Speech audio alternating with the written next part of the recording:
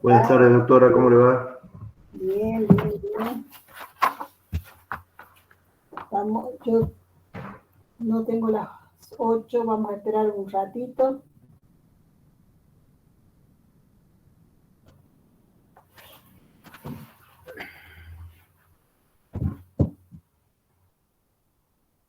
¿Cómo anduvieron esta mañana? ¿Bien? Sí, profe, todo bien. Bien. Ya están en el judicial ustedes, ¿no? Sí, sí. Hoy vimos eso, profe, hoy empezamos. Bien, bien. Vamos a ir con el ejecutivo hoy y ya la otra clase empezamos con el judicial. Total, tenemos tiempo para el tema del parcial. ¿Cómo quedó el parcial, Fabián, al final? El profe del parcial. Sí, porque tenemos exámenes finales. Creo que quedó para el 20. No me acuerdo, lo busco, te digo. Para el 22 de septiembre, profe. Por el 22 quedó. Para el 22. Bueno. O sea, el 2 se convirtió, se agregó otro 2, porque era para el 2. Se agregó 10 días más. Bueno, pero vamos bien dentro de lo que es el desarrollo del programa y es una materia de muchas bolillas, de muchas unidades, con mucho contenido, las unidades, así que por ahí amontonarlos a todos me parece si vamos muy rápido, por allí no se comprende. En cambio, cuando vamos lento, por lo menos en el caso mío de las atribuciones, ¿me entienden? Vamos pausadamente, ahí vamos viendo los ejemplos, que nos sirven muchas veces los ejemplos. Aparte, ya ustedes saben, el derecho público provincial no tan solo se nutre de lo que es la doctrina, lo que es la legislación, sino también de lo que diariamente ustedes escuchan, ya sea se informan por las redes sociales, por los diarios o por la televisión. Eso hace que también, digamos, se ponga cuando hablamos de atribuciones, ¿viste? Se van dando los casos y nos van preguntando y vamos encaminando. Y luego a ustedes ya les queda más, digamos, más liviano el tema de lo que es la lectura. La lectura y el posterior análisis de cada una de las instituciones. Pero son cuestiones que no presentan mayores dificultades en el momento. No es la filosofía, por ejemplo, que tenemos que ver las teorías, no es el derecho penal general, que tenemos que ver las teorías y todo más. Sí, un modo de comprender, ¿no es cierto?, estas facultades. Es más linda esta parte, ¿no?, porque son las funciones, es más práctica. Y luego viene el derecho municipal, que también es atrayente en algunos temas, ¿no?, y de mucho contenido doctrinario tiene el derecho municipal, por ser siempre el que lucha, ¿no es cierto?, para existir, por así decirlo. Y bueno, eso te da lugar a muchos análisis, a ver muchos autores, ¿no es cierto?, donde ven muchas realidades, y bueno, vamos enmarcándonos ahí en ese tema, ¿no? Estaba mirando acá un poquito la Constitución. Bueno, por ahí.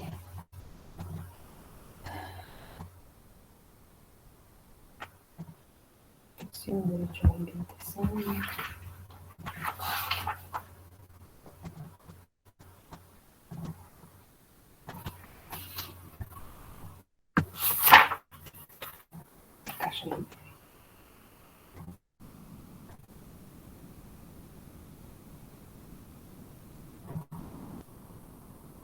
Si ustedes dan una repasadita así a lo que son las normas de la Constitución de la provincia, van a darse cuenta que casi la mayoría de estas normas no son operativas, son programáticas. En razón de que casi cada una dice conforme lo determine la ley, conforme lo determine la ley. Esto es lo que nos va diciendo, o sea, la facultad que tiene el legislativo, como decíamos la clase pasada, y que las normas siempre no requieren una norma, son programáticas, o sea, requieren una norma que haga efectiva, ¿no es cierto?, haga efectiva este tema. Así también, ¿no es cierto?, todo lo que son los derechos, todo lo que son las garantías. Y bueno, siempre está conforme a la ley. Son muy pocas las normas operativas. Dentro de esas normas operativas pueden ser en un principio las garantías constitucionales, ¿no? O sea, esas garantías constitucionales que necesitan cuando las personas acuden a eso, ¿no es cierto? No hace falta que tengan, digamos, otra vía, o sea, siempre cuando hay otra vía, pero el daño puede ser más grande, entonces ahí adquiere operatividad lo que es la norma constitucional. Bueno, ¿estaríamos empezando? Si quiere, doctora, estamos en el promedio, digamos, normalmente saben ingresar 120, Generalmente son 130. Bueno, Estamos en 110, si quiere que esperemos 1 o 2 minutitos más. No, vamos empezando, cualquier cosa, vuelvo a Bueno, comenzamos, ¿no? repetir el tema. ¿No está por acá Alberto Paredes? No ingresó todavía. No ingresó. Bueno, mire, hoy vamos a ver lo que es las atribuciones y deberes del gobernador, cuando el programa nos habla de la jefatura del gobernador, atribuciones administrativas, descentralización, atribuciones colegislativas. Es como una especie de cuadro que se hizo, que podemos hacer dividiendo cuáles son las atribuciones propias, digamos, del gobernador, las atribuciones colegislativas, o sea, las administrativas, las colegislativas, las económicas financieras, y otras atribuciones que pueden llegar desde un análisis constitucional. Para eso tenemos como bibliografía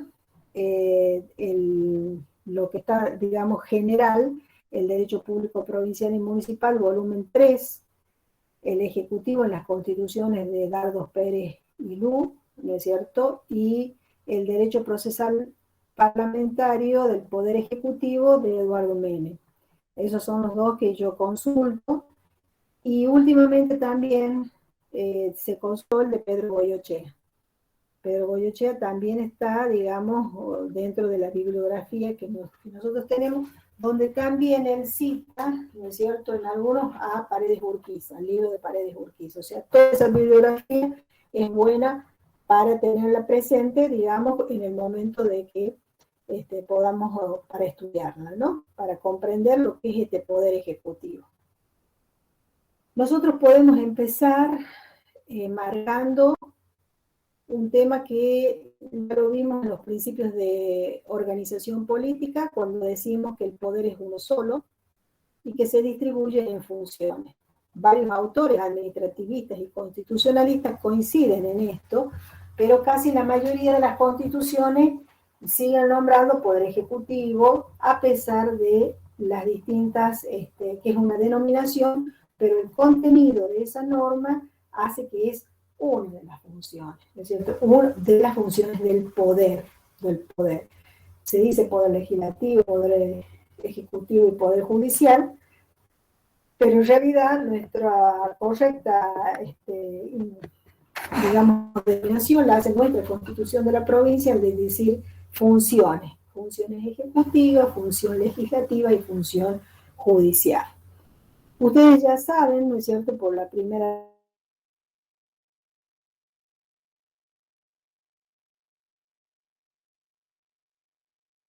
dentro de las funciones el más fuerte, y que de ahí, ¿no es cierto?, tanto lo que es a nivel nacional como a nivel provincial, muchos han tomado ese modelo de este ejecutivo fuerte, ágil, dinámico, y que no necesita, que no necesariamente puede ser, y que no debe ser, porque estamos bajo el tema, digamos, de república, de democracia, no debe ser tirano, ¿no es cierto?, que es muy diferente en la forma en la cual tiene que tener. Tiene que tener muchas atribuciones, más que los otros, porque es, digamos, el que conduce,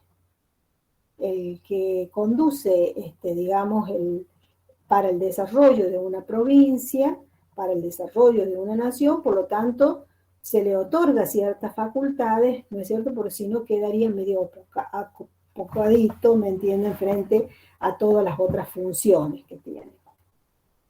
Una de las primeras que decimos cuando hablamos de atribuciones, que hablamos del Ejecutivo, es que de las jefaturas del gobernador, ¿no? O sea, el artículo nos dice es el jefe político de la administración. Por el otro lado, por otro artículo nos denomina es el representante legal del gobernador del Estado y es el jefe de la administración. Esto ya nos da un marco donde vemos a dónde lo ubicamos a esta función ejecutiva con todas estas facultades que tiene. Cuando decimos jefe político de la administración, lo primero que nos tenemos que preguntar qué es la administración pública. O sea, ¿qué entendemos por administración pública?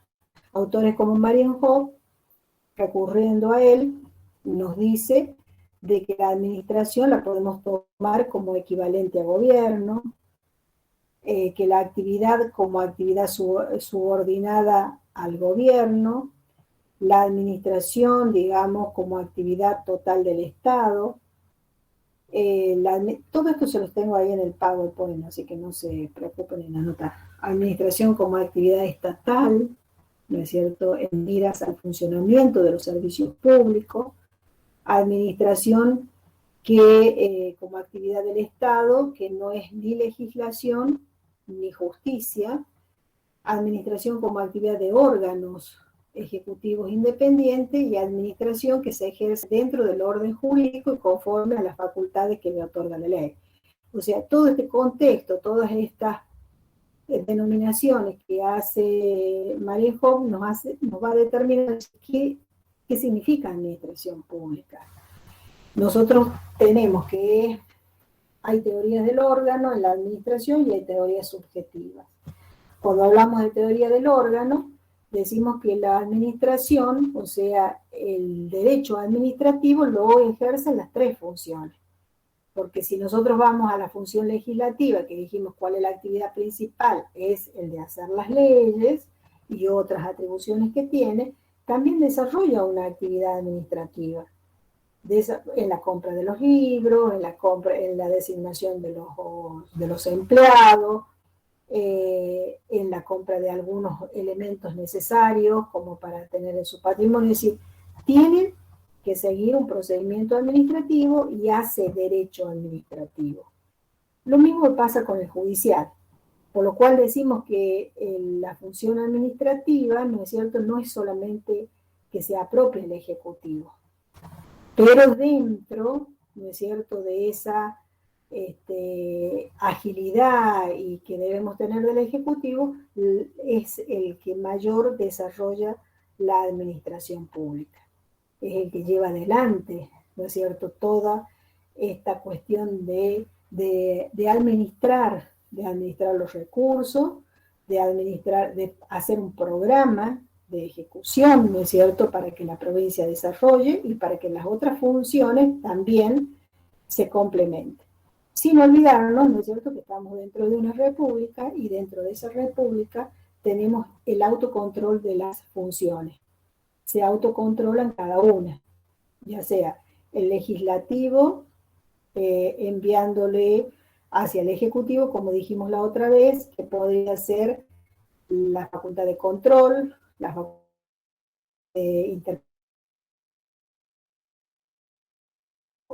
y el administrativo, perdón, y el ejecutivo hacia el legislativo también tiene una facultad de control.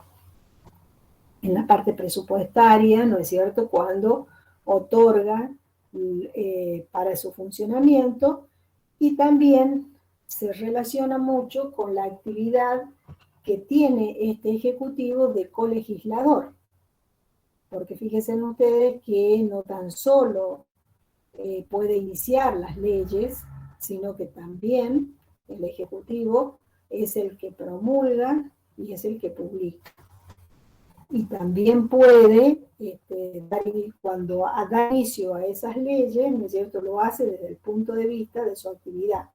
¿Cuál es la ley principal, digamos, más importante en la provincia? La ley de presupuesto. ¿Y de dónde viene esa ley de presupuesto? De una iniciativa del Ejecutivo.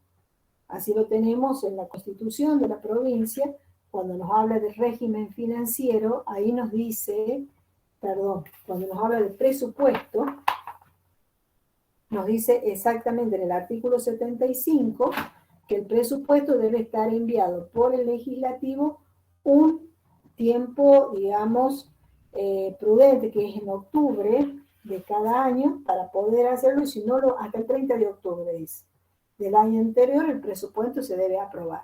Si no se aprueba, no es cierto que ha pasado en algunas oportunidades, si no se aprueba, se reconduce el presupuesto que estaba anteriormente. ¿Qué es un presupuesto? Y el presupuesto tiene digamos, todo el cronograma de lo que va a realizar el Estado en el año siguiente. Digamos, es la atribución a cada uno de los órganos y la atribución a cada uno de las funciones de determinado presupuesto para poder funcionar. Y tiene también, ¿no es cierto?, todas aquellas excepciones a determinados procedimientos administrativos para realizarlo de una manera más ágil. Es decir, que nosotros estamos con una función ejecutiva que requiere tener una cierta energía, un cierto vigor y tener necesariamente todas aquellas facultades necesarias para llevar adelante el programa al cual se ha propuesto. Para eso, digamos, se dice que el gobernador es el jefe político de la administración de la provincia, que lo dice el artículo 118 de la Constitución de la provincia, y el 126 nos habla de que el gobernador es el representante legal del Estado provincial y jefe de la administración. Es decir, que al estar todos aquellos órganos, digamos, unidos, o sea, con determinadas facultades, como son cada uno de los ministerios, cada uno de los entes descentralizados, todo, digamos, también, aparte de tener alguna cuestión, digamos, resoluciones administrativas, por así decirla, de actos administrativos que pueden emanar de estos, todos concluyen también en que la actividad, o sea, el conocimiento que debe tener el gobernador. Así también tenemos que se dice que hay autores que dicen que el gobernador, digamos, o el ejecutivo provincial o nacional también, es el que hace la traza política global. Esto quiere decir la adopción de decisiones fundamentales para poder realizarla.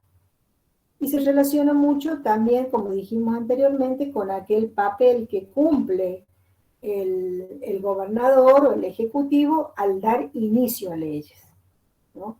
Inicio a muchas leyes, o sea, más allá que el legislativo a través de los diputados pueden hacerlo, pero el ejecutivo es el que lleva adelante. Por ejemplo, en el caso de la ley de emergencia, ellos dictan la ley de emergencia, los diputados, pero la inicia el gobernador y explica cuáles son las causales de esa emergencia porque tiene los números, porque es el que tiene acceso a esto. En el caso de las estructuras que debe tener una administración pública, también es en razón que tiene mayor información al respecto. Toda una actividad. Profe, en el caso de las leyes de emergencia. ¿Cómo? O sea, lo que se hace son los DNU. O sea, digamos, lamentablemente No necesariamente. Los DNU son, ya lo vamos a ver, es en el caso excepcional de la facultad legislativa. Pero los que marcan las emergencias, obviamente, ¿no es cierto?, es que puede ser, que es la iniciativa del gobernador, pero digamos en tiempos normales, en tiempos de sesiones ordinarias. Muchas actividades se desarrollan en esas sesiones ordinarias. Cuando existe, quizás, por ejemplo, ustedes habrán visto que también tiene la facultad de convocar a las extraordinarias o convocar a las especiales, el gobernador, ¿no es cierto?, por temas candentes, por temas importantes, donde su atribución no le permite por ser materias prohibidas dentro del DNU. Entonces necesita, sí o sí, ¿no es cierto?, una sesión especial, o una sesión extraordinaria para poder, digamos, llevar adelante. Ya vamos a ver el procedimiento del DNU. Vamos a ver qué es administración pública, ¿no es cierto?, como para poder comprender esta facultad administrativa que tiene el gobernador. ¿Qué significa etimológicamente administración? Significa servir, ¿no es cierto?, servir a alguien, tener una actividad, ¿no es cierto?, de esa forma también se expresa la idea de acción y de actividad tendiente a lograr una finalidad. Yo tomé Marienhof de la definición de administración pública y dice, es la actividad permanente, concreta y práctica que tiende a la satisfacción inmediata de las necesidades del grupo social y de los individuos que la integran. Y por el otro lado, ¿qué nos está diciendo ahí? Que el gobierno, ¿no es cierto?, es como una expresión final de poder, pero no solo ese gobierno está constituido por el órgano ejecutivo, sino también por el órgano legislativo y por el órgano judicial. Es decir, que el poder del Estado, que digamos es único, pero se distribuye en distintas funciones. Artículo 4 de la Constitución de la provincia.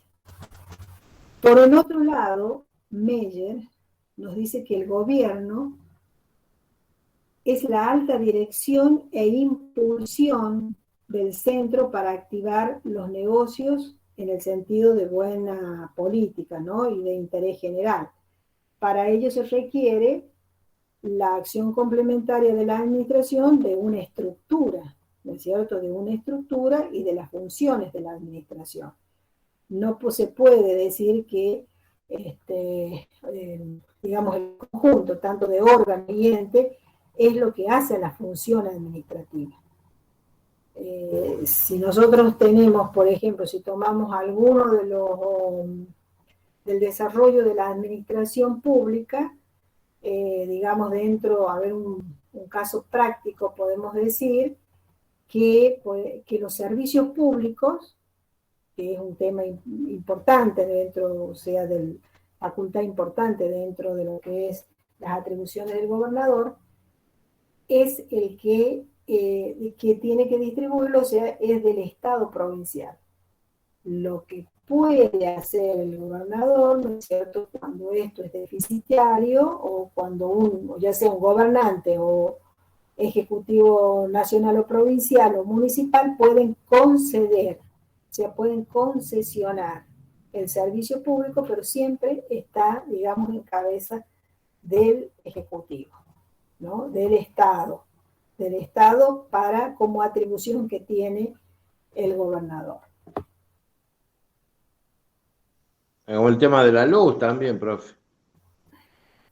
Claro, es un servicio público. Es decir, el servicio público es atribución del Ejecutivo, digamos, de realizar esos servicios públicos.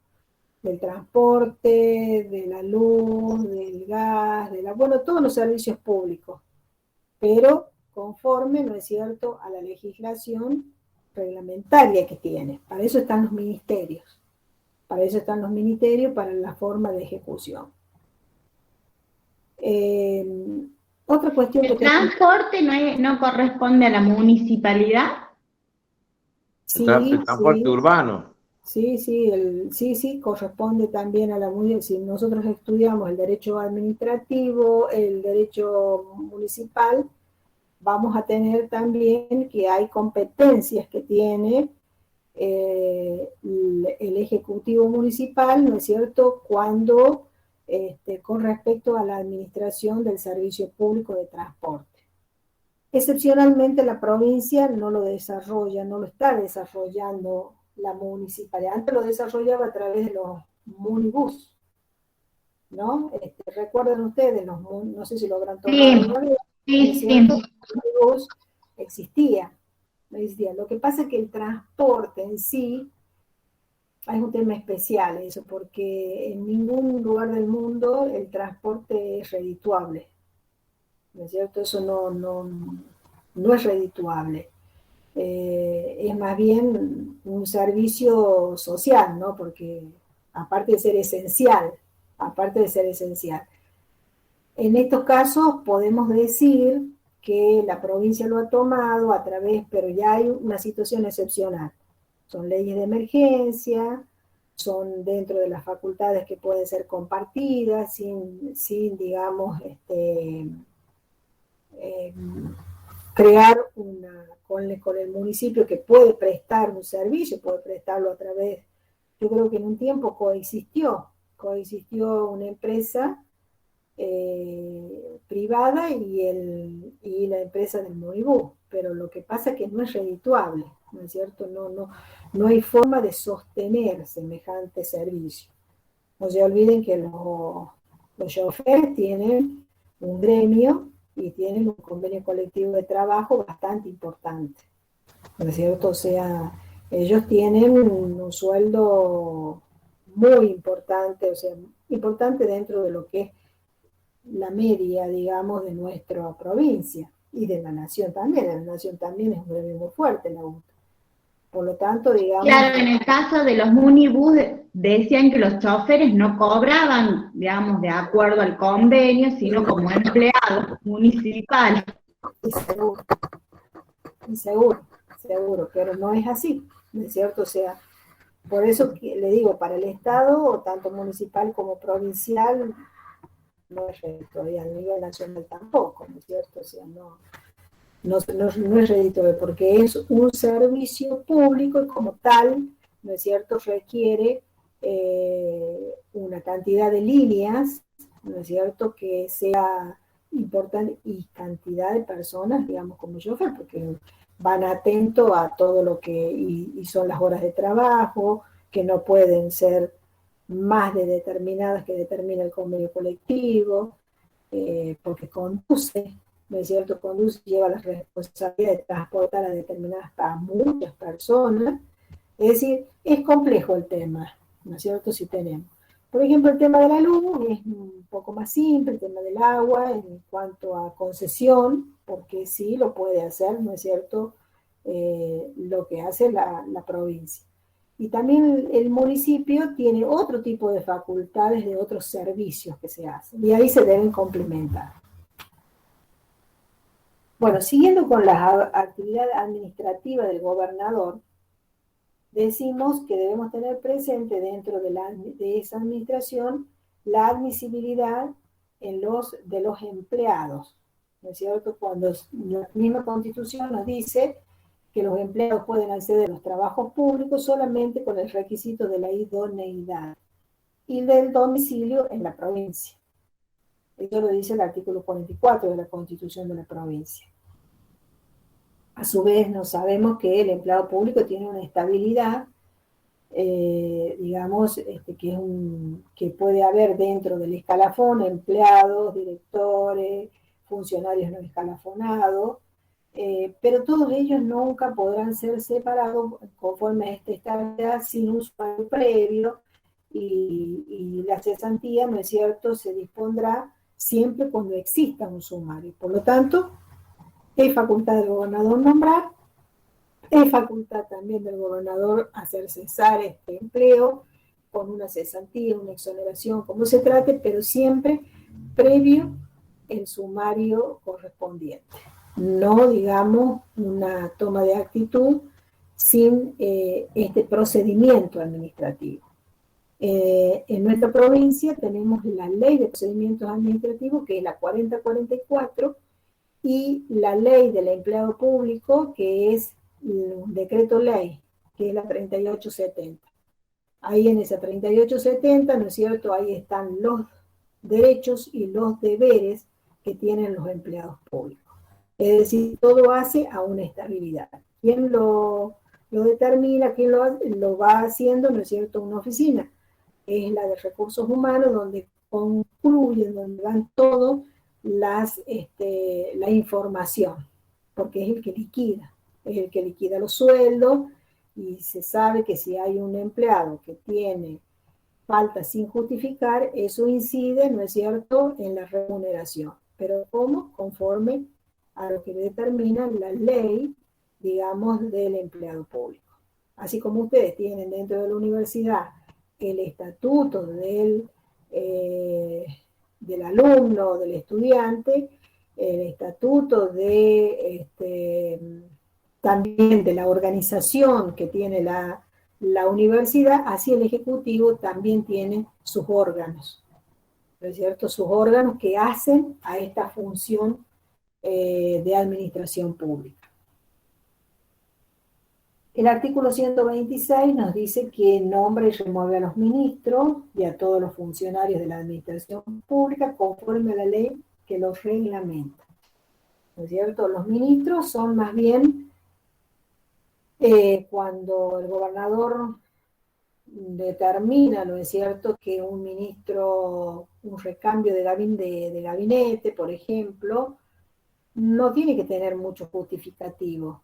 No es como el empleado público que tiene estabilidad, ¿no es cierto? Este es funcionario. Por lo tanto, dura mientras, ¿no es cierto?, tenga un buen funcionamiento de su ministerio, y cuando el gobernador lo decide, puede hacer el recambio, ¿no? Es más, los ministros son como, aparte de acompañarlos al gobernador en refrendar la firma de los actos administrativos para que estos tengan su validez, también tenemos, ¿no es cierto?, que el ministro puede cometer determinados hechos que pueden afectar, digamos, al gobierno, por lo cual se le pide el apartamiento. Pero eso ya es voluntad discrecional, que es la que tiene el gobernador.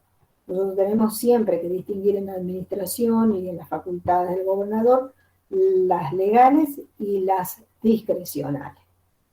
Las discrecionales, ¿no es cierto?, es su voluntad, no hace falta, en este caso, por ejemplo, de pedir la renuncia a un ministro. Hay funcionarios que tienen acuerdos de la Cámara de Diputados, ¿no? Por ejemplo, el fiscal de Estado. El fiscal de Estado, ¿no es cierto?, es uno de que eso ya lo vamos a ver también cuando vamos viendo los órganos. Se lo designa con acuerdo de la Cámara. Entonces quiere decir que no es uno de los funcionarios en donde el gobernador puede disponer unilateralmente, sino que tiene que hacerlo conforme, salvo, ¿no es cierto?, también es un funcionario sometido a juicio político, que al incumplimiento de las funciones o deberes se activa, ¿no es cierto?, el juicio político. Profe, una pregunta. Sí.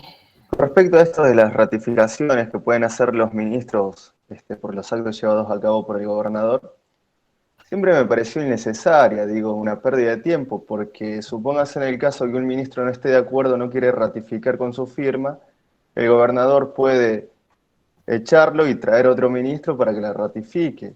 ¿Por qué se da o cuál es el fundamento de estas ratificaciones? Es el fundamento constitucional de la figura del ministro. Cuando nosotros vemos en la Constitución de la provincia cuál es la función que tienen los ministros, es esa, ¿no es cierto?, de acompañar, de refrendar, porque ahí nos está diciendo de refrendar, ¿no es cierto?, los actos del gobernador. Sin la firma del ministro, sin de la cartera que corresponde, carece de eficacia el acto administrativo. Lo mismo que en el caso de los municipios, en el caso del secretario administrativo. Necesitamos dos voluntades. No es necesariamente el capricho que pueda llegar a tener el gobernador, sino que cada una de las funciones de la cartera. Por ejemplo, en el ministro de Salud. Vamos al ministro de Salud que, digamos, está con el tema de la vacunación, por ejemplo, de las vacunas. Y el gobernador ordena hoy, pero necesita que ese acto sea refrendado por el ministro, porque es el ministro el que va y le dice, mira, yo necesito que se vacunen a los menores de 10 años hasta tal, y le da la fundamentación, sacan un decreto y el decreto tiene que estar refrendado por el ministro. Ahora, el ministro encaprichado dice, no lo voy a hacer, y vienen los otros ministros. O sea, hay ministros de reemplazo. Y está por ahí también el jefe de gabinete. Y está también el secretario de la Gobernación. Es decir, todas instituciones que pueden ir reemplazando. Lo que no puede el gobernador es firmar un decreto por sí solo, con la sola firma del gobernador. No tiene eficacia jurídica. El artículo 127 nos habla de los ministros y dice el despacho de los asuntos de la función ejecutiva estará a cargo de los ministros cuyo número de funciones determinará la ley. Es cierto, ¿cuál es la competencia y la responsabilidad? Lo determina el 129. Los ministros refrendan y legalizan con su firma las resoluciones del gobernador, sin la cual no tendrá efecto. Son solidariamente responsables y solo podrá resolverse, porque tomémoslo al revés. Va un ministro y le dice, mira, necesito hacer la compra de determinado mobiliario, algo de gran envergadura. El gobernador no puede saber todo, tiene sus ministros que son los colaboradores directos. Entonces dice, bueno, hagamos el decreto, pero es solidario, yo lo firmo como gobernador, pero también vos como ministro. Hay en esto, por ejemplo, en el caso del secretario de la Gobernación, es el que, digamos, realiza el decreto, o sea, lo formula. Dentro de esa formulación está la firma de él también, obviamente, porque es el que lleva el despacho del gobernador, pero también está la firma del ministro. Sin la firma de los ministros, los actos no tienen efecto. Lo dice el artículo 129 de la Constitución de la provincia y el 127 cuando nos habla de los ministros como órganos de colaboración. El gobernador también ejerce competencia con respecto dentro del régimen impuesto por la ley, interviene como, digamos, con el legislativo en el nombramiento de ciertos funcionarios o magistrados, por ejemplo. En el caso del Tribunal Superior de Justicia, propone al legislativo para que el legislativo nombre las propuestas de los miembros del Tribunal Superior y los miembros del Ministerio Público. Acuérdense que el Ministerio Público nuestro es el Ministerio Público Fiscal y el Ministerio Público de la Defensa. Es bicéfalo, o sea, dos cabezas. Esos funcionarios o esos magistrados están, digamos, con acuerdo de la Cámara. O sea, necesitan ese acuerdo de la Cámara. Sin el acuerdo de la Cámara no puede ser nombrado. Y es la propuesta que hace el gobernador. O sea, también tiene dentro de eso su función. Otra cuestión que tenemos que tener presente son las delegaciones administrativas que hace el gobernador. Es decir, el artículo 130 de la Constitución de la provincia dice que puede delegar en entidades descentralizadas con personería jurídica parte de las funciones administrativas a los fines de la prestación de un servicio público determinado. Por ejemplo, vialidad de la provincia. Vialidad de la provincia, ¿no es cierto?, tiene un servicio, digamos, público determinado. ¿Cuál es? La atención de las rutas provinciales, ¿no es cierto?, provinciales. No las nacionales, porque esa está la vialidad de la nación. Las rutas provinciales, por los cuales el gobernador delega, para lo cual vialidad tiene un estatuto, tiene personería jurídica, es decir, que también puede tomar decisiones conforme a esa ley. Otro órgano que es instituto, el Profe, Instituto de la disculpe. Vivienda. Y profe, ¿la Sí, SAPEN es un órgano descentralizado como ejemplo? sí, sí, sí. Son casi Saber la qué otros mayoría. ejemplos había. Bien. Miren, hay órganos descentralizados que en un momento se transformaron en administradores. ¿Mm? Por una razón de emergencia y así quedaron, ¿no es cierto? Pero siguen funcionando como tal, nada más que le delega funciones, o sea, ahí está, ¿no es cierto?, cómo es la administración. La administración puede ser centralizada, descentralizada o desconcentrada. O sea, estas tres partes que pueden llegar a tener la administración, ¿no es cierto?, es legal, pero es lo que necesita, o sea, cómo se diagrama el Ejecutivo. Nosotros tenemos en la Constitución los órganos descentralizados, que lo dice el 130, por lo cual no es que no tenemos una administración centralizada donde realmente la burocracia sería mucho, que tendríamos que, no podríamos, confluye en el gobernador con el tema de los decretos, con el tema de las ejecuciones, y no puede ser. Entonces hay órganos descentralizados. Está como descentralizado el IPALAR, por ejemplo, que es el tema del agua, está como descentralizado vialidad, está como descentralizado el Instituto de la Vivienda. El Instituto de la Vivienda es un organismo que tiene un estatuto. Bueno, ahora es ministerio de Gobierno, Ministerio de la Vivienda, donde se confluye ahí, ¿no es cierto?, las decisiones frente que antes teníamos un instituto de la vivienda, o sea, un administrador. Ahora no es que estamos fuera de eso, pero se ha transformado en ministerio. Entonces el ministro es el que determina, ¿no es cierto?, estas resoluciones y pasa a ser, de alguna manera, con una persona jurídica dentro de ese ministerio para tomar ciertas decisiones. Profe, y en el caso, no me queda claro cuando dice que el poder, el poder ejecutivo No, Rosana, no te escucho porque se otorga entrecorta. jubilación. Ahora, A ver, Sacale el video ¿hola? y dale un audio solo para la pregunta. No. Dale. Lo que quería preguntar era cuando el Ejecutivo otorga, hay una función que dice otorgar jubilaciones y pensiones.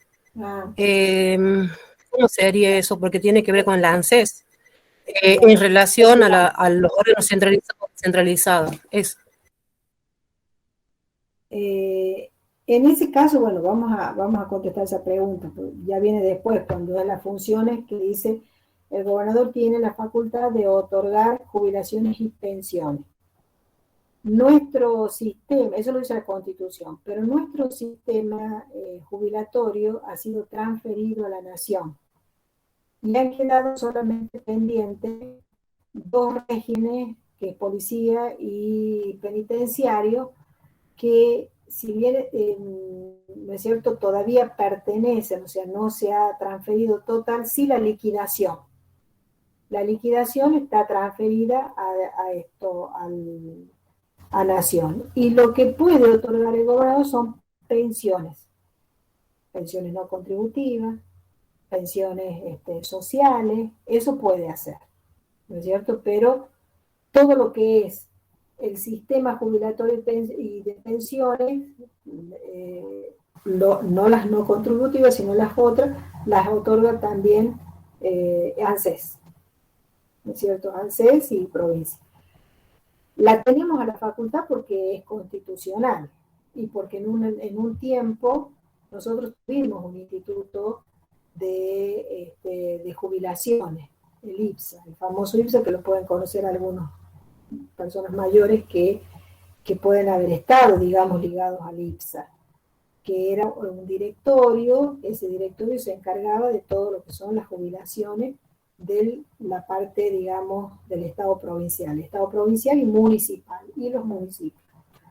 Pero bueno, eso ha sido en la época de los 90 transferido hacia Nación, por lo tanto, una vez que se finaliza, digamos que se llega a la edad y que se llega a los años de servicio del empleado público, directamente Nación, o sea, a través de ANSES, es el que determina y el que tiene la jubilación. Nosotros, al tener un sistema jubilatorio, como era antes, podíamos poner nuestras propias reglas. O sea, había nuestras excepciones. Ahora estamos todos sujetos, ¿no es cierto?, a una ley nacional. Si no cumplimos con la ley nacional, no te otorgan la jubilación. Sí. Con respecto a la transferencia que se hizo de provincia a Nación, en la provincia se creó, ¿no?, un organismo, porque había los famosos no transferidos, que justamente no los aceptó el ANSES por la provincia no haber hecho los aportes. Bueno, eso fue un tiempo, ¿no es cierto? Hay algunos que no eran transferidos y que luego se fueron, digamos, reconociendo hasta que luego se fueron transfiriendo, ¿no? Hubo juicios penales en algunos casos, pero luego eso fue. Ahora lo que nosotros tenemos es una secretaría previsional. Esta secretaría previsional, digamos, trata de hacer todo el trámite jubilatorio, ¿no es cierto?, de las autoridades para que se llegue, digamos, el gobernador tiene que, por esta facultad, otorgar la baja de la baja del empleado público, porque eso la facultad todavía la tiene el gobernador. Una vez que otorga la baja, ¿no es cierto?, por haber cumplido con los años de servicio, lo hace a través de un decreto. Ese decreto, ¿no es cierto?, luego con eso se presentan a las autoridades del ANSES para que pueda empezar a cobrar ya la remuneración, ya la jubilación. O la pensión, no la jubilación, la pensión no, porque la pensión es otra cosa. Pero necesita, por eso está la Secretaría de Previsional, porque es la que lleva todo el tema del control y lleva el tema, digamos, para realizar que el gobernador haga el decreto de baja, que sí o sí eso tenemos la facultad, porque dice el gobernador es el que nombra y el que puede, digamos, exonerar o terminar la relación a través de un decreto. ¿Se entiende? Sí, profe, gracias. Bueno. Cuando hablábamos de las delegaciones de competencia administrativa del 130, decíamos que las entidades descentralizadas están siempre bajo el control directo del gobernador, por intermedio del ministro del área, ¿no es cierto?, para ver su competencia. Y les está prohibido, ¿no es cierto?, también tenemos que ver que cuando hablamos de facultades y atribuciones que establece la ley, podemos ver que el gobernador puede delegar facultades y también hay algunas que no las puede delegar, en las cuales está prohibido. O sea, está prohibido el Ejecutivo delegar otro tipo de materia administrativa a otros órganos y eso lo determina la ley 4044. En el caso, por ejemplo, de que diga, bueno, el gobernador voy a delegar esta facultad, digamos, de firmar los decretos. Tomemos este ejemplo de las jubilaciones. No lo voy a hacer yo, que lo haga el ministro del área o el secretario del área, no lo puede hacer, porque necesita, porque en los cuales el nombramiento y finalización, ¿no es cierto?, de la actividad administrativa, que tiene que ser a través de lo que es un decreto, que es el acto administrativo que tiene que realizar el gobernador. La única forma, ¿no es cierto? O sea, todo lo que es los contratos, o sea, salvo que un empleado administrativo requiera, ¿no es cierto?, ingresar o que la administración, digamos, puede ingresar por concurso. Eso ya es, o sea, eso tampoco es una desigualdad ante la ley, porque nosotros dijimos, solamente pueden hacerlo con la idoneidad. Está bien, lo puede hacer con la idoneidad, pero hay determinados cargos dentro de la administración que requieren un conocimiento técnico, por ejemplo. ¿Qué podría ser? El que lleva el tesoro de la provincia. El funcionario, bueno, necesita ser contador o licenciado en administración o en economía, y puede que la administración diga, bueno, este cargo, una vez que sea finalizado, voy a hacer que sea concursado. Bueno, eso puede hacerlo. Hubo algunos cargos en la administración que fueron concursados y otros que no. Otros que ya dependen de la voluntad, o sea, del ingreso que tiene que tener a través de lo que es el decreto.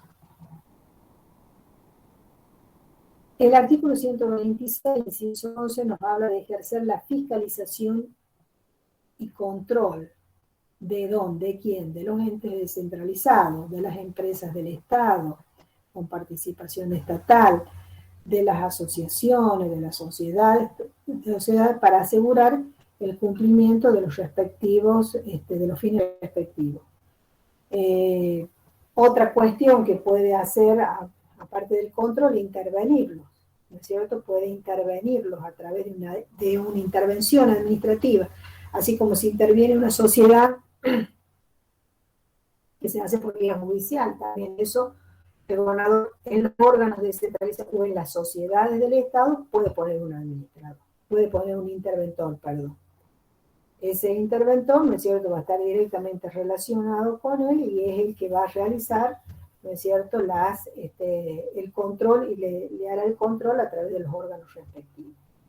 No nos olvidemos también, ¿no es cierto?, que hay un control económico, ya lo veremos bien cuando hablemos de los órganos de fiscalización y asesoramiento, que es el Tribunal de Cuentas. En la cuestión económica, o sea, o cuando los funcionarios, cuando las empresas del Estado, los entes descentralizados manejen los fondos públicos. Los fondos públicos, ¿no es cierto?, siempre están sujetos a un control. El control preventivo que hace el Tribunal de Cuentas, el control que deben hacer de las declaraciones juradas ante la tesorería y luego, por supuesto, el control que tiene el órgano del Tribunal de Cuentas. Vamos a las atribuciones. ¿Está bien ahí? ¿No hay ninguna duda? Está bien, profe. Un segundito.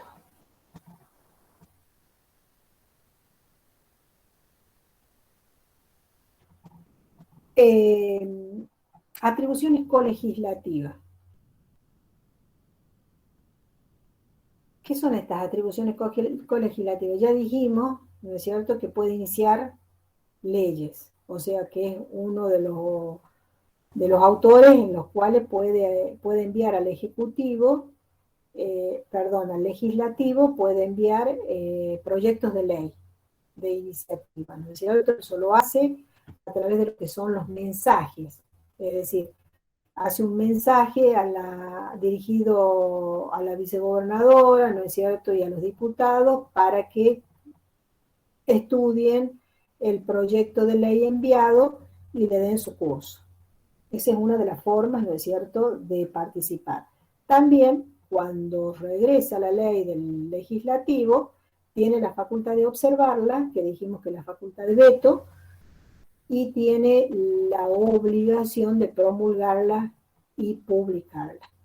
Esas son dos actividades, ¿no es cierto?, que sí o sí hacen a la parte legislativa. Puede participar también, digamos, esto es mucho que tiene que ver los ministros, ¿no es cierto?, cuando concurren a la Cámara de Diputados a dar ciertas explicaciones del proyecto que presenta el gobernador cuando es complejo el tema para informarlo. Pero también vemos que hay un inciso que nos habla de, bueno, promulgación, publicación, eso no requiere mayor explicación. También el tema de las sesiones extraordinarias, ¿no es cierto?, que informa a la Cámara, generalmente cuando es el inicio del periodo legislativo, le informa. El discurso que abre el periodo legislativo es más bien también un informe que le da a la Cámara de Diputados y al pueblo de la provincia de todo lo que sucedió en el año anterior, que ejecutó y que va a ejecutar, ¿no es cierto?, con los fondos presupuestados. Eso también es una de las funciones colegislativas. Y el otro, que es del inciso 12, el 126, que son los decretos de necesidad y urgencia. ¿Qué son estos? Es algo que muy poco, depende de los gobiernos, ¿no? Hay muy pocos que lo usaron a esta función de decretos de necesidad y urgencia. Comenzó esta incorporación de los decretos de necesidad y urgencia, en donde casi la mayoría de hubo mucha actividad legislativa de los gobiernos nacionales, ¿no es cierto?, de los presidentes, y que esto debía ser, fue una necesidad, se vio que era una práctica y que había que reglamentarla, o que había que incorporarla y decir, bueno, ¿cuál es el margen? ¿Cuáles son las materias? ¿Cuál es el límite que tiene que tener el decreto de necesidad y urgencia? Ustedes habían visto que a nivel nacional se cuestionó mucho los decretos de necesidad y urgencia. Por ejemplo, cuando se afectó la propiedad. En el caso, por ejemplo, de los ahorristas, en el tiempo del 2000, 2001, cuando, digamos, hubo como una crisis bastante fuerte, en donde, digamos, el Ejecutivo, primero fue el Banco Central y luego el Ejecutivo, que dictó un decreto de necesidad y urgencia para que los bancos no devolvieran a los ahorristas en dólares en moneda dólar, ¿no? Y que luego se fue una ley de emergencia y así más o menos se fue suavizando, pero al principio fue un empuje como es un decreto de necesidad y urgencia, donde estaba la Cámara, porque había que estar la necesidad. Como su palabra lo dice, ¿qué es la necesidad? La necesidad, por ejemplo, hay una cuestión climática, terremotos, inundaciones, todo lo demás, hay que tomar medidas, las facultades no la tiene el Ejecutivo y necesariamente tiene que hacer un decreto de necesidad y urgencia, ¿no es cierto?, para poder llevar adelante ciertas acciones. Necesidad, urgencia. Otra, que no está la Cámara o el Congreso, no está, digamos, en funcionamiento, porque sabemos que funciona en determinados días, hay determinados momentos en el cual no funciona, entonces la necesidad y urgencia hace que el Ejecutivo tome esa facultad y haga un decreto de necesidad y urgencia, que es como una legislación, es una ley que luego, ¿no es cierto?, de ser firmada por todos los ministros, en el caso nuestro, ¿no?, cómo son los requisitos, tiene que ser firmada por todos los ministros, pasar al legislativo en el momento en que, para su ratificación. Fíjese que no dice rectificación o ratificación, dice ratificación. O sea, no el legislativo va a poder modificar, no va a poder, digamos, no aprobarlo. Sí o sí lo tiene que aprobar, porque es ratificación.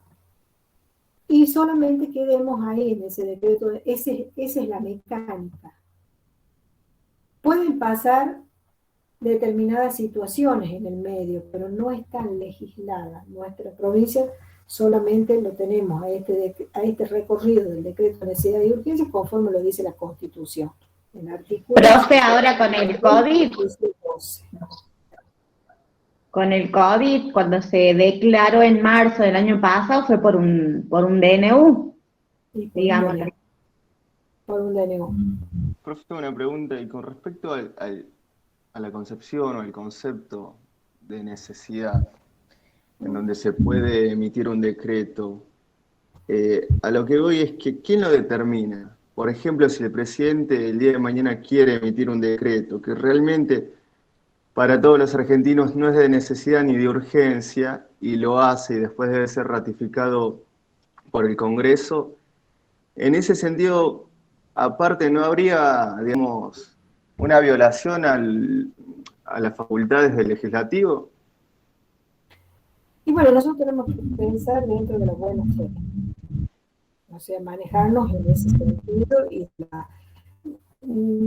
fíjense que firmar un decreto de necesidad de urgencia sin ser la necesidad, sin ser la urgencia, y que luego, digamos, es calificada por otro órgano, porque puede que el legislativo concurra, o que puede que algún ciudadano que se sienta, digamos, lesionado en su derecho, apele al judicial, ¿no es cierto?, apele al judicial, y puede derivar, digamos, consecuencias graves para un presidente, ¿no es cierto?, que puede hasta llevarlo al juicio político. O sea, no se toma esta facultad, digamos, como corriente, como moneda corriente. Se me ocurrió hoy que voy a declarar porque estoy peleado con la Cámara, o porque la Cámara, sé que la Cámara de Diputados no tengo la mayoría para aprobar y lo voy a hacer. No. ¿No es cierto? Pero como decía la compañera. Y hay otra cuestión que tenemos que tener presente, que son las materias por las cuales puede haber decreto. Claro, porque hay materias que no puede, digamos. Porque hay materias. Claro, por eso. Hay materias Como el año pasado prácticamente se gobernó por decreto, digamos. ¿Cómo? Que el año pasado, cuando empezó todo esto del COVID, prácticamente nació un gobierno por decreto. Sí. Y había decretos que, a mi punto de ver, ya eran casi innecesarios, digamos. No, y que, casi, sin embargo, casi lesionaba, más que todo, innecesario, casi que lesionaba la autonomía provincial. Claro, también. Sí, también. Provincial, o sea, desde el punto de vista de eso, sí, ¿no es cierto? Fue el caso de Cava, cuando el tema de las escuelas. El caso de la Ciudad Autónoma de Buenos Aires también, que se judicializó. Sí, se lo llevó a la Corte Suprema. Por eso les digo, o sea, a ver, hay en democracia estos tres órganos, tres funciones, legislativo, ejecutivo y judicial, tienen sus facultades, tienen sus excepciones, pero siempre está el judicial.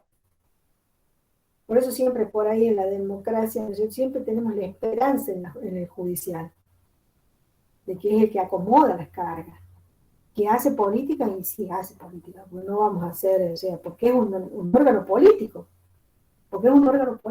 no, o sea, no es que los jueces,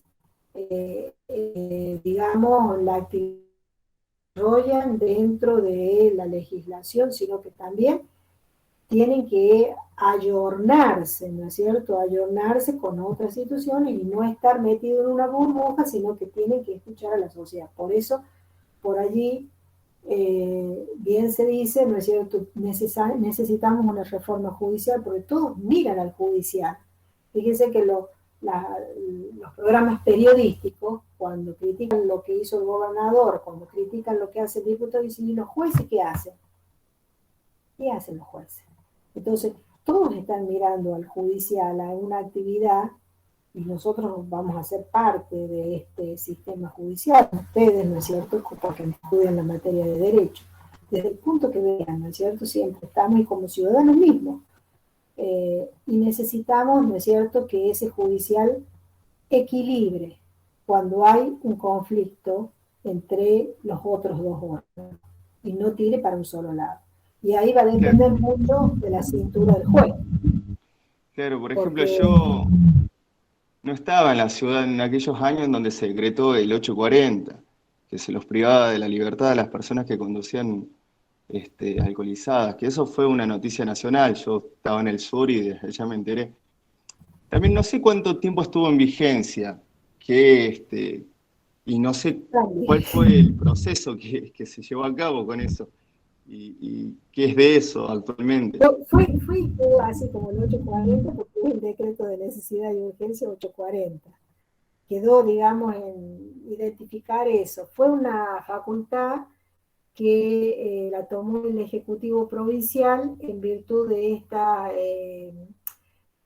este equilibrio, de este valor vida, ¿no es cierto? O sea, la provincia estaba y tiene muchas situaciones, quizás culturalmente, de irresponsabilidad en el manejo de un automóvil, de una motocicleta o de lo que fuere en estado de ebriedad, ¿no? O sea, si usted me dice, está prohibiendo el 840 que usted ingiere bebida alcohólica, no, no está prohibiendo que conduzca, porque si conduce, ¿no es cierto? Si conduce en estado de ebriedad, no tan solo es un peligro para sí mismo, sino como una arma letal para otras personas, porque pierde, ¿no es cierto?, el alcohol te va perdiendo digamos, los frenos inhibitorios, lo cual significa que vos podés hacer cualquier desastre en estado de ebriedad. Y no había forma. Y fue después de la muerte de una chica, que fue terrorífico. Entonces el Ejecutivo dijo, bueno, tomo la actitud porque ya esto ya no se puede más, no hay control. El municipio trataba de controlar si tenías carnet, si llevabas el casco, si no tenías, y no había forma. No había forma. Entonces dijeron, bueno, vamos a poner medidas más drásticas, y por supuesto que ahí hay todo un debate doctrinario. Hay provincias y hay una sentencia de un juez de Nación, de Tucumán, tiene una doctrina en la cual sí puede, dentro de estas facultades administrativas que tiene el gobernador, determinar, ¿no es cierto?, alguna sanción. Pero las sanciones tienen que ser en forma mesurada y en forma razonable, que va desde el apercibimiento, la multa, cuando hay residencia, la detención, el secuestro del vehículo, ¿me entiendes? Acá es como que se hizo todo. Y eso movilizó a la población, se empezaron a cuidar, ¿no es cierto?, porque fue, digamos, de alguna manera se logró el objetivo. Después dijimos, bueno, ya empezaron las presentaciones, los habeas corpus, o sea, cuando estaba detenido, había muchos abogados que presentaban los habeas corpus, ¿no es cierto? Estos habeas corpus, inmediatamente, ¿no es cierto? Y nosotros vimos en clases anteriores cómo funciona el habeas corpus, cuando no hay una detención, ¿no es cierto?, emanada de una autoridad competente. En este caso era el policía, el que detenía, que no podía ser, bueno. Pero lo hacían siempre, y eso fue también, digamos, todavía la Corte no se pidió sobre el tema de la constitucionalidad o no del decreto 840. Pero luego fue ley, quedó como 840, pero fue ley. Y de ahí, en esa ley, se marca todo otro tipo de procedimiento. ¿Pero a qué venía esto? No me acuerdo. A los temas de los decretos de necesidad y urgencia. Bueno. En este decreto de necesidad y urgencia, que es una herramienta extraordinaria para cumplir, digamos, una determinada finalidad y que necesariamente tiene que ser ratificado por la Cámara de Diputados, y significa una excepcionalidad a la función de legislar. así como el Ejecutivo tiene prohibido legislar, salvo necesidad y urgencia, conforme, ¿no es cierto?, a que se marque esa necesidad y esa urgencia. Y no se vaya contra determinadas extremos de, digamos, de materias, que son, por ejemplo, el régimen en materia electoral, la tributaria y la intervención a los municipios. Cuando hablamos de penal, nosotros no tenemos la facultad penal, eso lo tiene el Ejecutivo Nacional, ¿no es cierto?, porque es un código nacional. Entonces nosotros tenemos 3 materias: materia electoral, tributaria e intervención a los municipios. Por supuesto que también si el decreto es en forma irrazonable, nosotros tenemos que la confección de los actos administrativos del Ejecutivo, que se llaman decretos, y eso lo van a ver en derecho administrativo, ustedes tienen que tener una coherencia y una razonabilidad. Tiene que haber, digamos, una coordinación, digamos, entre lo que y un equilibrio entre lo que es los considerandos de por qué voy a decretar esto, ¿no es cierto?, y el articulado. Si esto es irrazonable y todo lo demás, es tachado de nulidad, pero esa nulidad o esa ilegalidad la va a determinar el judicial. Profe, pero mientras esto se discute, el decreto entra en vigencia. Hasta tanto falle el juez, ¿o no? El decreto entra inmediatamente. Ahí nomás. Inmediatamente. Claro, a eso voy. Sí, sí. Inmediatamente se publica, ¿no es cierto? Y luego, ¿no es cierto? Sí, podemos determinar, ¿es un multa? No. Y luego, ¿no es cierto?, podemos discutir, ¿no es cierto? Pero sí o sí, nosotros tenemos, cuando se dicta el decreto, inmediatamente la publicación y la promulgación y la publicación. Lo hace todo el Ejecutivo, ¿no es cierto? No hay demora en esto. Bueno, entonces, la sanción de los extremos invocados sean inexistentes cuando se regule en materia electoral, tributaria e intervención a los municipios, cuando sean irrazonables y no fijen términos de vigencia, y cuando no sean firmados por acuerdo de ministros y emitidos, y una vez emitidos no sean girados a la Cámara de Diputados. La Cámara de Diputados sí o sí tiene que tomar, digamos, de ese decreto tiene que tomar conocimiento. Si no lo hace, si el Ejecutivo lo guarda, lo publicó y nada más y no lo hace, ahí está la sanción, digamos, en lo que se refiere, digamos, a la nulidad. Pero la nulidad, como sabemos, no es el legislativo el que lo va a hacer, sino el judicial. Bueno, el otro tema que tenemos, otra atribución que tenemos es la económica financiera, que un poco hablábamos de la ley de presupuesto, ¿no es cierto? El artículo 75, en el párrafo 3º de la Constitución de la provincia, establece que ese proyecto tiene que venir de la función ejecutiva, que lo va a elevar a la Cámara de Diputados y que tiene un tratamiento antes del 30 de octubre del año anterior para el presupuesto que se deba aprobar. O sea, ahora este año 2021, antes del 30 de octubre, tiene que presentar el proyecto. Si no se lo presente, si hay una discusión o hay una incoherencia entre los diputados y el Ejecutivo, y bueno, pueden reconducir el anterior, el legislativo. Lo que no puede, ¿no es cierto?, es hacer un presupuesto que no tiene los elementos. Porque para hacer el presupuesto, cada área, en forma temprana, el Ministerio de Hacienda va pidiendo los informes. Cuánto va a gastar, cuánto tenemos, si hay sentencias que hay que pagar. Cada ministro, ¿no es cierto?, elabora su plan de acción para el otro año y dice, necesito esto, necesito lo otro, entonces el Ejecutivo va acomodando, ¿no es cierto?, conforme a lo que ingresa.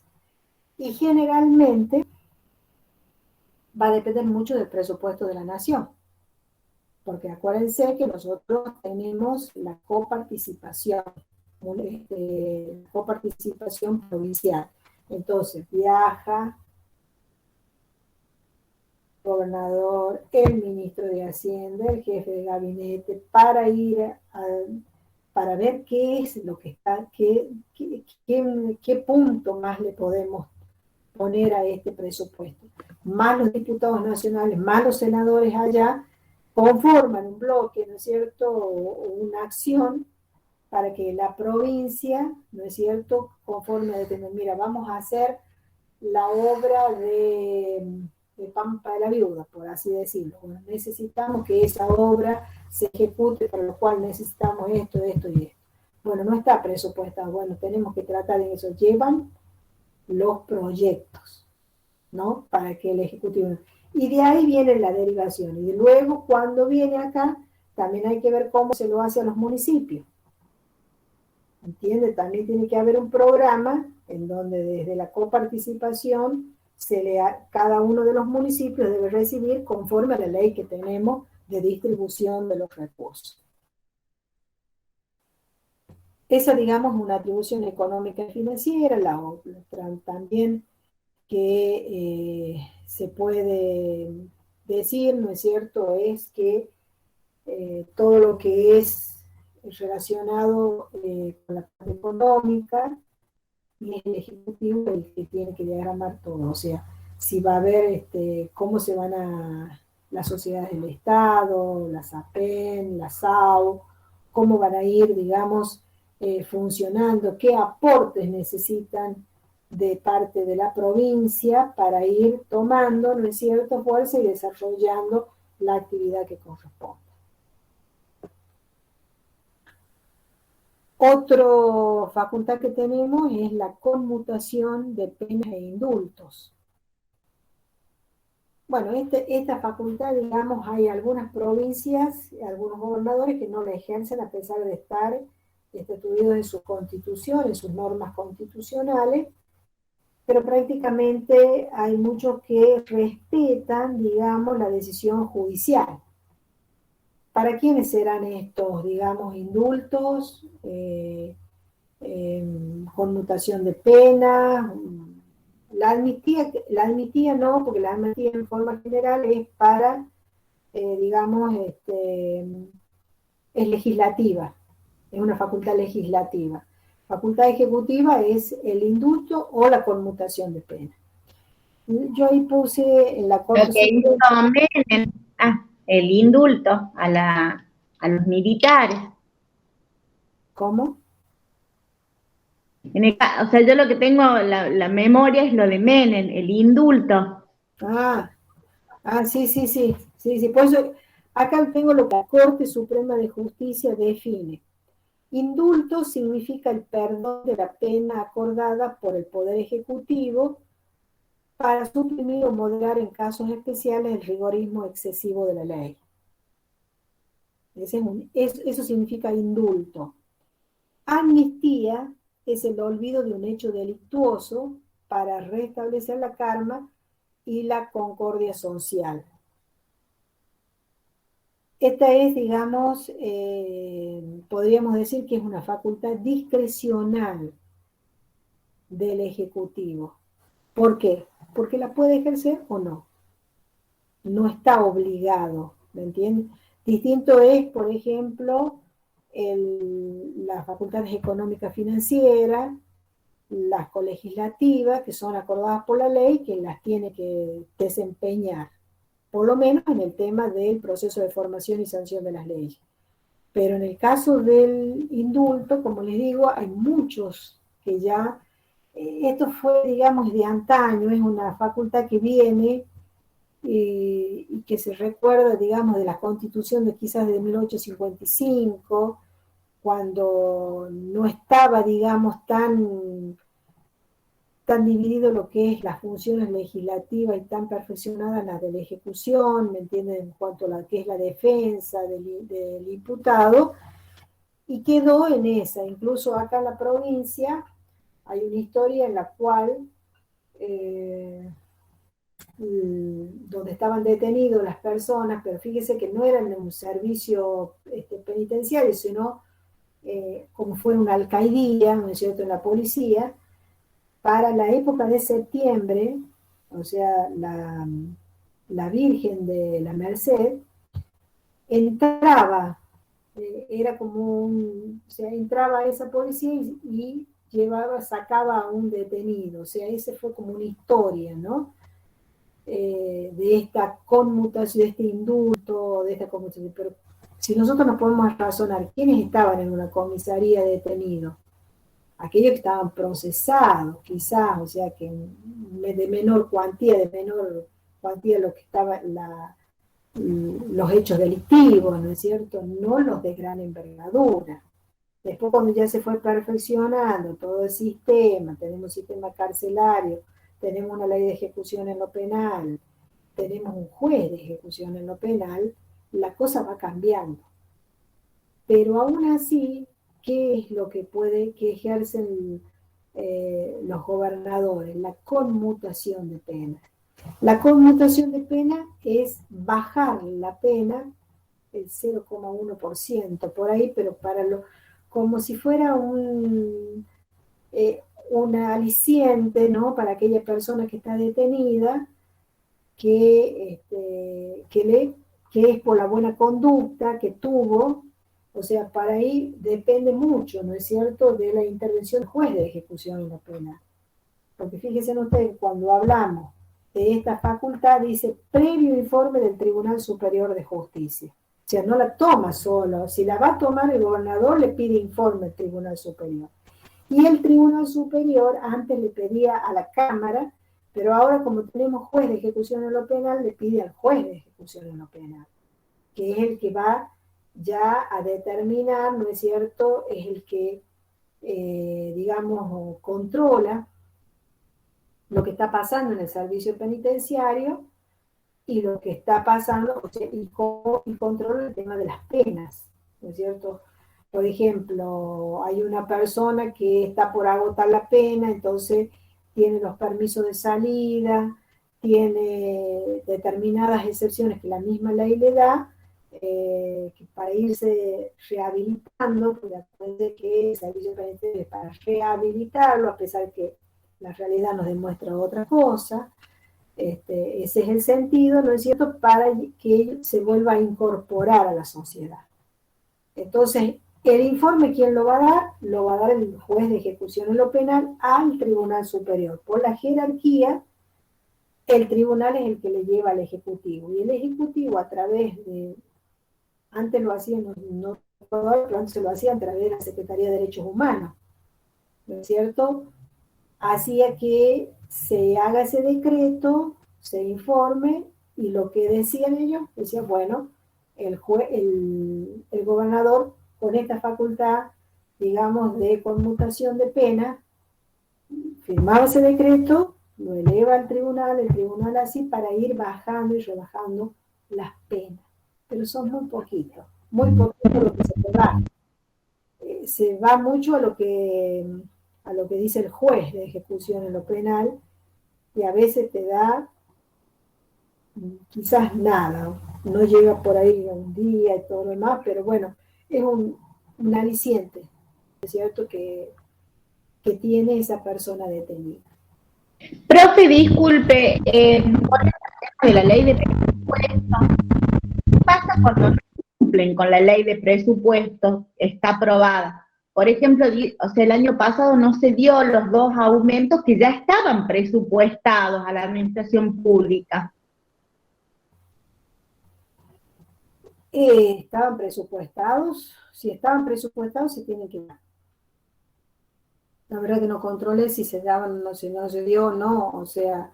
Claro, o sea, digamos, con la anterior gobernación ya había quedado el presupuesto aprobado y estaban presupuestados ya 2 aumentos por año, que el año pasado no se cumple. Claro, pero justo el año pasado, acuérdense que vino todo el debate. El 2020 fue, digamos, un desorden total, digamos, en todo lo que es... no y fue sabía... excepcional. Pero más allá de que, supongamos que no haya sido la pandemia, digamos, ¿qué pasa cuando no se cumple con esa ley de presupuesto? O sea, cuando se presupuesta, se estipula y no se cumple. Y yo me imagino que se plantea al judicial. O sea, ¿qué pasa cuando, a ver, ¿de quién debe ser si razonamos, de quién debe ser el cumplimiento de esta ley de presupuesto? Del Ejecutivo. ¿De quién? ¿De qué? ¿Cómo ¿Del de? Ejecutivo? Del gobernador. Bueno. Del, ¿Y qué tenemos que plantear? Es incumplimiento de deberes, incumplimiento de deberes de funcionario público, o sea, encuadrarlo dentro de eso. ¿Y qué hace? Le pide juicio político.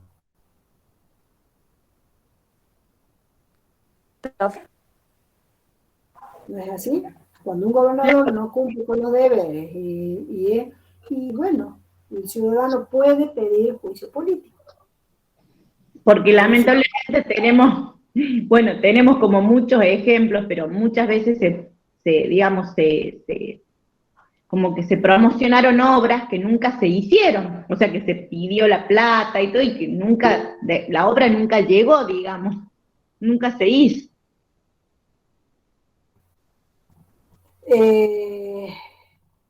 También, o sea, también incluso incluye a los ministros, ¿no es cierto?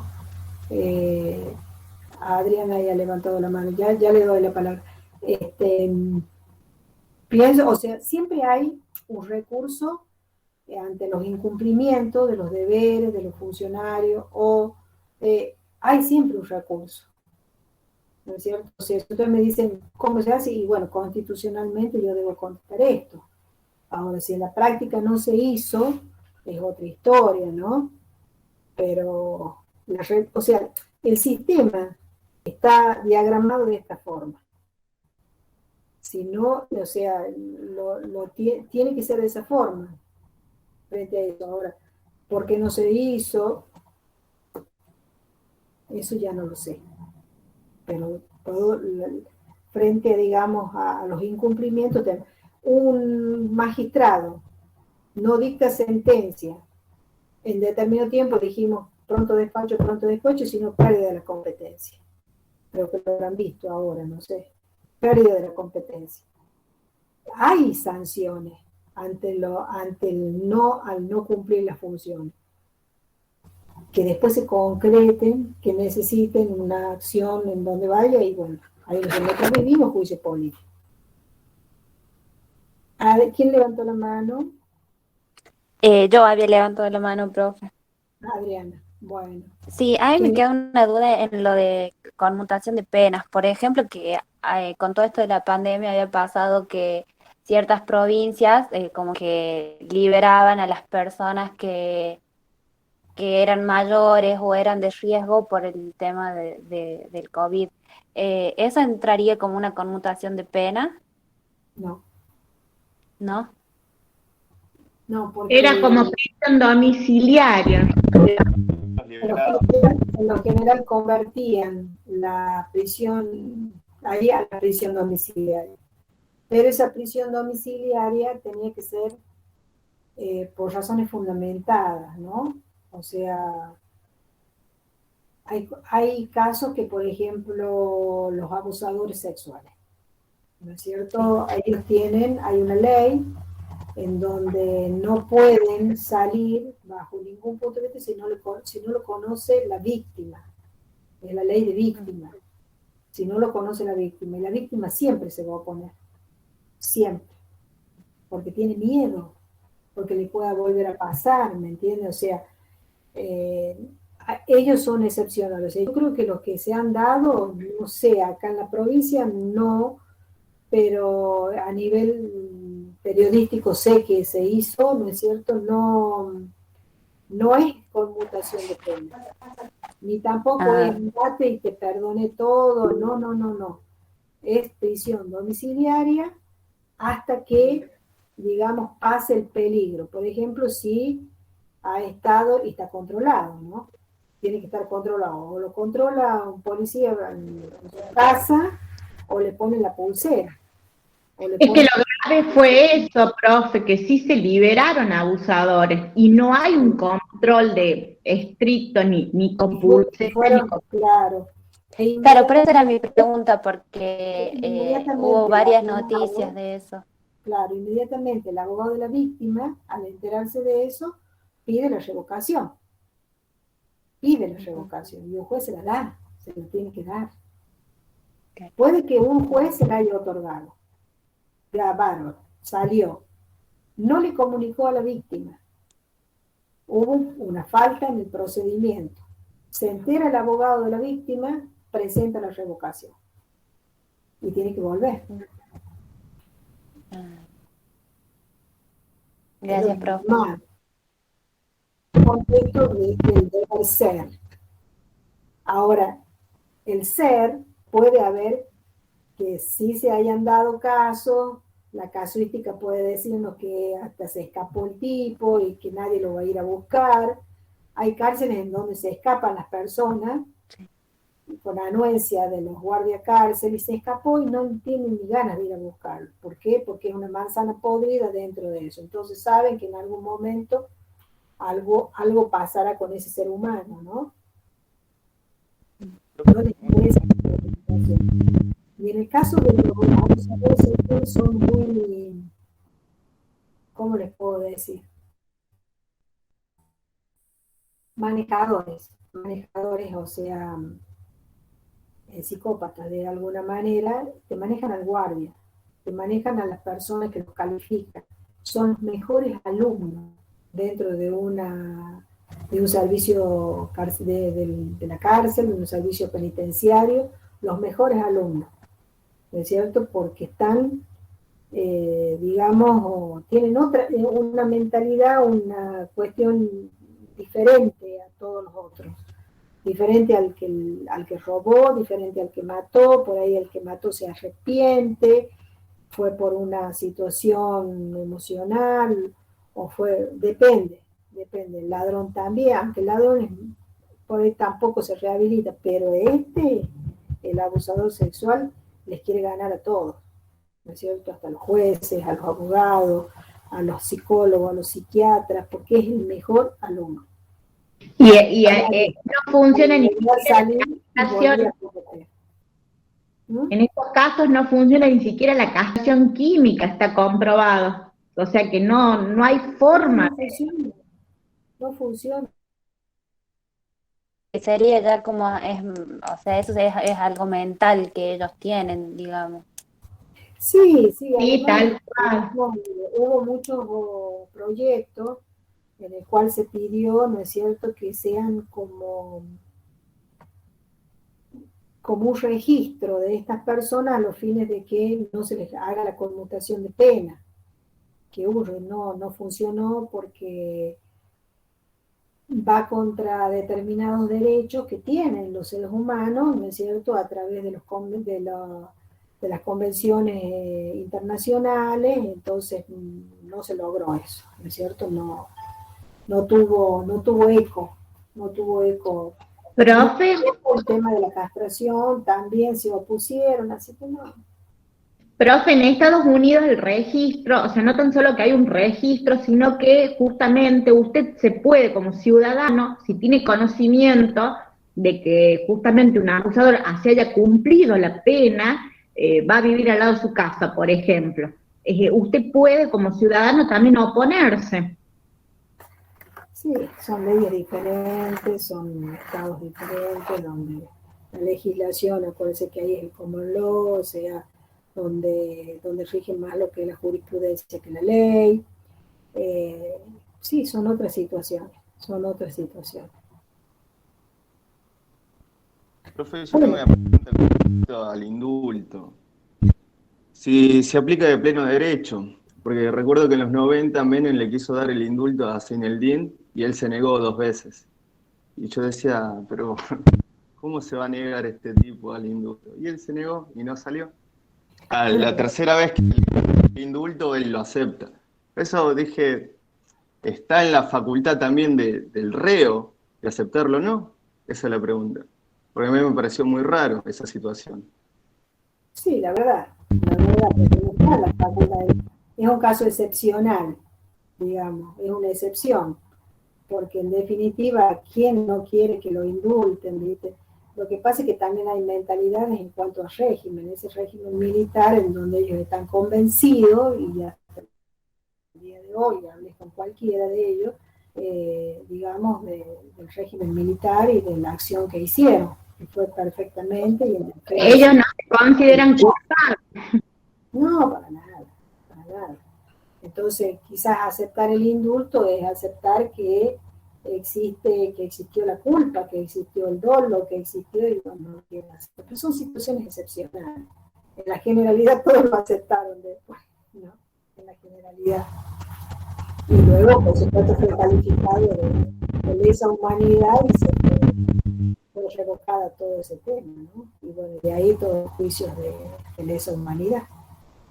Que yo creo que en el caso, fíjese que hoy miraba también el tema de femicidios que siguen existiendo, y va a llegar un momento en donde a veces no, ellos se juegan a la prescripción del delito, ¿me entienden? Pero yo creo que se va a tener que hacer algo con todas estas personas, ¿no es cierto? Que hasta los psiquiatras mismos dicen, los abandonan, los psiquiatras directamente dicen que no son recuperables, y bueno, ¿qué hacemos con estas personas? ¿No? Ustedes el día que vayan a la cárcel, para algún cliente que tengan, se van a dar cuenta la conducta que tienen ellos. En la misma cárcel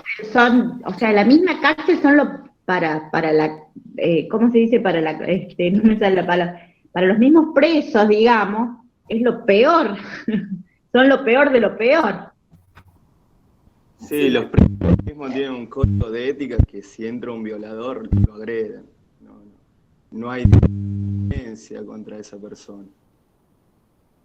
Claro, Sí, porque en el eso caso, es por ejemplo, lo de, no sé, sí, eso es en el caso de los femicidios y todo eso, es como que ni dándole la pena más, o sea, el más grave, la mayor pena, es como que se recuperan. O sea, hay chicos de 19 años que mataron y hasta que cumpla la cadena perpetua o algo va a salir y puede seguir con la misma mentalidad, y es como que no cambian. Es como, Y depende, va a depender mucho, ¿no es cierto?, de los trabajos que hagan los equipos interdisciplinarios. Hay equipos interdisciplinarios que hacen buen trabajo y que pueden recuperar a las personas. Yo creo mucho en la recuperación de las personas. Dentro de esto hay casos excepcionales, obviamente, como en todos lados, pero si hay un buen trabajo interdisciplinario de equipos, se puede hacer, ¿cierto? Lo que es muy triste es ver en una cárcel que un ser humano, porque ha cometido obviamente un delito y está excluido, no tiene que hacer. Fíjense en ustedes que la ley de ejecución penal dice que la persona tiene que trabajar, tiene que tener un oficio, tiene que tener primero para ver si eso que tiene, ¿no es cierto?, si lo puede vender. Había momentos en donde acá en el servicio penitenciario era más chico, no era tan abundante como es ahora, y los detenidos eran carpinteros, eran herreros, y todo eso lo vendían a un precio bajo, pero ese dinero que dice la ley de ejecución va para la víctima, ¿no es cierto? Para, de alguna manera, para pagar algo, o para la familia, porque la familia queda destruida, ¿no es cierto? Se queda sin nada, entonces la ayuda para la familia. Pero bueno, no sé si eso se está cumpliendo, ¿no? Así. Pero que tienen que trabajar, porque si no usan la mente para más perversidad, para más cuestiones. Bueno, pero de ahí ustedes fíjense, ahí a nivel nacional hay muchos que se recibieron de abogados. Yo tuve, cuando era presencial, yo tuve personas que venían del servicio penitenciario a estudiar abogacía, y entraban a clase y estaba, por supuesto que sin el uniforme, y estaba el que lo cuidaba, ¿no? o sea, sin el uniforme, pero nosotros teníamos clase y nos dábamos cuenta quién estaba ahí custodiando, ¿no es cierto? Quién estaba custodiando y sabíamos que era para evitar, ¿no es cierto?, la fuga. Normal, vestido normal, y tampoco con esposas ni nada por el estilo, ¿no? Son casos excepcionales, no son todos los casos, ¿no? O sea, Hay estafas telefónicas, la mayoría son de la cárcel, o sea, los presos, digamos, comenzando porque tienen celulares ya, o sea, ya comenzando porque no pueden tener, y la mayoría sí pueden tener, tienen para comunicarse con la familia o para tener una conexión, pero hay determinados horarios y son celulares que están controlados. Por supuesto que puede haber ingresado otro que no sé, si ustedes me dijeran, y tampoco se puede drogar, y sí, más vale, pero y se lo hace, sí, porque bueno, hay dentro de todo eso, es como nuevos códigos, otras cuestiones, ¿no? Pero los celulares sí pueden existir, nada más que están controlados para para determinados números y no para el otro. Pero si usan otro, y puede ser dentro de las excepciones, ¿no? O sea, dentro acuérdense que ellos violentan la ley, ellos tratan de violentar la ley, violentan todas las normas, todas las reglamentaciones. Volviendo, profe, a lo que decía de lo de la droga, me acordé que hoy vi la noticia de que acá en Catamarca un chico, Naim Vera, que salió en todos lados, que la mató, la cortó a la novia, la quemó, todo, y hoy, bueno, hace un tiempo ya le habían dado cadena perpetua, y, y hoy le encontraron no sé cuántos kilos, o cómo se dice, de droga, y que él era como uno de que les daba a los demás presos. ¿Y por qué salió él? ¿Por qué se escapó? Si es cadena No, perpetua. ahí adentro de la cárcel, En una de esas requisas que hacen, le encontraron mucha cantidad de droga. Sí. Eso es así, códigos diferentes, chicos, ahí en la cárcel. El que se va a dedicar a penal va a tener que aprender mucho. Van a aprender más caminando tribunales, caminando la policía, las comisarías, el servicio penitenciario. Son otros códigos. Bueno, a ver qué tenemos en el programa. Yo creo que ahí terminamos con conmutación e indulto de pena, en las atribuciones del gobernador, conmutación de penas y indulto, sí. Y análisis constitucional que hicimos. ¿Alguna duda respecto de esto?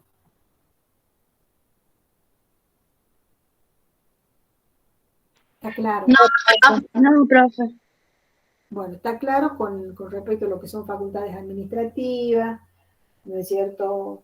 Las otras de proceso de cuanto a las atribuciones de comunicación. Podrían seguir con las funciones atribuciones y deberes de jueces, pero los dejamos para la próxima.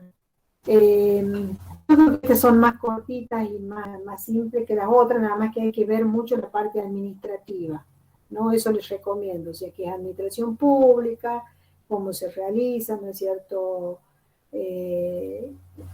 ¿Cuál es lo que diferencia? ¿Cuáles son estas facultades administrativas que tiene el gobernador? Y con eso vamos a andar bien. Profe, con respecto a las económicas financieras, no sé si lo nombró, el tema de los empréstitos, ¿también es una facultad del gobernador? También es una facultad de bueno, ustedes habrán visto el tema, digamos, de el famoso el bono verde. Claro. Lo pide, pero no lo paga. Claro, viste, ustedes tienen ahí, viste, el tema de dentro de esas facultades, obviamente, pero no es una facultad que la pueda ser el gobernador solo, es una facultad que la tiene de pedir un empréstito con acuerdo de la Cámara, a través de una ley, no puede pedir empréstito, o sea, ¿quién tiene la facultad de otorgar los empréstitos? La Cámara, la Cámara de Diputados, ¿no es cierto?, a pedido del gobernador. Por eso, pero lo pide autorización, autorice, y ahí en la ley dice, autorízase a la función ejecutiva o al gobernador para tal cosa, ¿no es cierto? Si no, no. Si no la tiene la facultad de empréstito. Para endeudar a la provincia, tiene que pedir autorización a la Cámara de Diputados. Que ahí en las facultades de la Cámara tenemos otorgar empréstito, puede también pedir el gobernador, ¿no es cierto?, una excepciones presupuestarias, ¿no es cierto?, pero lo tiene que hacer a través de ley. No puede ejercerla por sí solo. ¿Bien? Buenísimo, profe. Bueno, chicos, vamos a terminar un poquito antes. Todo linda la clase, interesante. Bueno, que sí. Ustedes pregunten y ahora estoy en el grupo. Me pusieron en el grupo alguien, Fabián, así que... Sí, ya está en el grupo, profe. ¿Cómo? No le escuché. Sí, ya está en el grupo, les digo. Sí. Así que bueno, ahí pueden preguntar todo lo que quieran. Pero bueno, yo voy a perfeccionar esto y bueno, ya tenemos hasta el 22 de septiembre y estamos hoy a 24, 25, casi menos de un mes para rendir el parcial, o sea que pregunten. Si no se les ocurre la pregunta acá, la hacen ahí en ese grupo. Y yo no les voy a contestar inmediatamente porque yo después de mi trabajo me tomo un tiempo y ahí les puedo contestar. ¿Me entienden? Gracias, profe. Nos vemos. Gracias, profe. Chao, profe, gracias. Hasta la próxima, gracias, profe.